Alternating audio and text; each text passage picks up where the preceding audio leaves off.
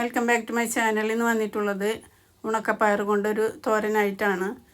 അപ്പോൾ അതിനായിട്ടൊരു ബൗൾ എടുത്തിട്ടുണ്ട്. അതിലേക്ക് ഉണക്കപ്പയർ ഇട്ട് കൊടുത്ത് ഒന്ന് കഴുകി വൃത്തിയാക്കി കല്ലൊക്കെ കളഞ്ഞിട്ട് ഒന്ന് വെള്ളത്തിലിട്ട് വെക്കാം.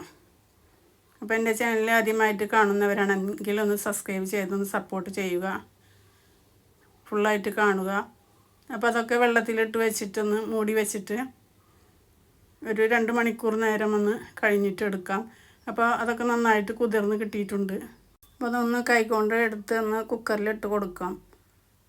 പാകത്തിന് വെള്ളം ഒഴിച്ചിട്ട് ഒന്ന് വേവിച്ചെടുക്കാം. അപ്പോൾ എല്ലാതും അതിലേക്ക് ഇട്ട് കൊടുത്ത് പാകത്തിന് വെള്ളം ഒഴിച്ച് പാകത്തിന് ഉപ്പിട്ട് കൊടുത്ത് ഒന്ന് ഇളക്കിയതിൻ്റെ ശേഷം കുക്കറൊന്ന് മൂടി വെച്ച് കൊടുക്കാം. 2 വിസിൽ വരുന്നവരെ ഒന്ന് വേവിച്ചെടുക്കുന്നുണ്ട്. എന്നിട്ടിട്ടുള്ള വീഡിയോ ചെറിയ വീഡിയോ ആണ്, അധികം ഒന്നും എടുക്കാൻ പറ്റിയിട്ടില്ല. ഇനി മിക്സിയുടെ ജാറിൽ തേങ്ങ ഇട്ട് കൊടുക്കുന്നുണ്ട്. ഒരു മുറി തേങ്ങയാണ് എടുത്തിട്ടുള്ളത്. അതൊന്ന് ചതച്ചെടുക്കാനായിട്ടാണ്. ഒരു 5 അല്ലി ചെറിയ ഉള്ളിയും 2 വെളുത്തുള്ളിയും 2 പച്ചമുളകും കുറച്ച് വേപ്പിൻ്റെ ഇലയും ഇട്ട് കൊടുത്ത് പിന്നെ നല്ല ജീരകമാണ് ഇട്ട് കൊടുക്കുന്നത്. പിന്നെ ഒരു നുള്ളു മഞ്ഞൾപ്പൊടിയും പാകത്തിന് ഉപ്പിട്ട് കൊടുക്കുന്നുണ്ട്. പാകത്തിന് പറഞ്ഞാൽ കുക്കറിൽ പയറിൻ്റെ കൂടെ ഇട്ട് കൊടുത്തിട്ടുള്ളതല്ലേ.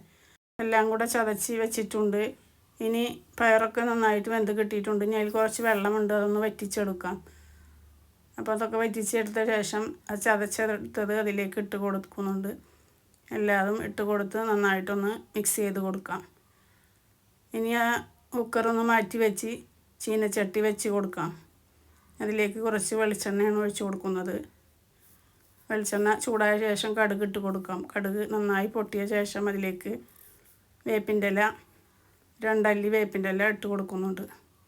അത് ഉരിയിട്ടാണ് ഇട്ട് കൊടുത്തിട്ടുള്ളത്. പിന്നെ 2 പച്ചമുളക് കട്ട് ചെയ്തത് അതും ഇട്ട് കൊടുക്കുന്നുണ്ട്. നന്നായിട്ടൊന്ന് മിക്സ് ചെയ്ത് മൂത്ത ശേഷം ആ തോരൻ ഇതിലേക്ക് ഇട്ട് കൊടുക്കാം. നല്ല രുചിയാണ്. എന്നിട്ട് നന്നായിട്ടൊന്ന് ഇളക്കി കൊടുക്കാം. ഇളക്കി കൊടുത്ത് ഒന്ന് മൂടി വെച്ച് കൊടുത്ത ശേഷം ചെറിയ തീയിലൊന്ന് വേവിച്ചെടുക്കാം.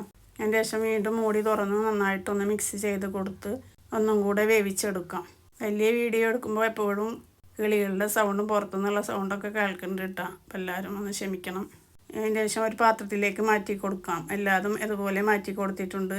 നല്ല രുചിയാണ്. അപ്പോൾ എല്ലാവരും ഇതുപോലെ ഒന്ന് ഉണ്ടാക്കി നോക്കുക. വീഡിയോ ഇഷ്ടപ്പെട്ടാൽ ലൈക്ക് ചെയ്യാനും ഷെയർ ചെയ്യാനും സബ്സ്ക്രൈബ് ചെയ്യാനും കമൻറ്റ് ചെയ്യാനും മറക്കരുത്. മറ്റൊരു വീഡിയോയുമായിട്ട് വരാം.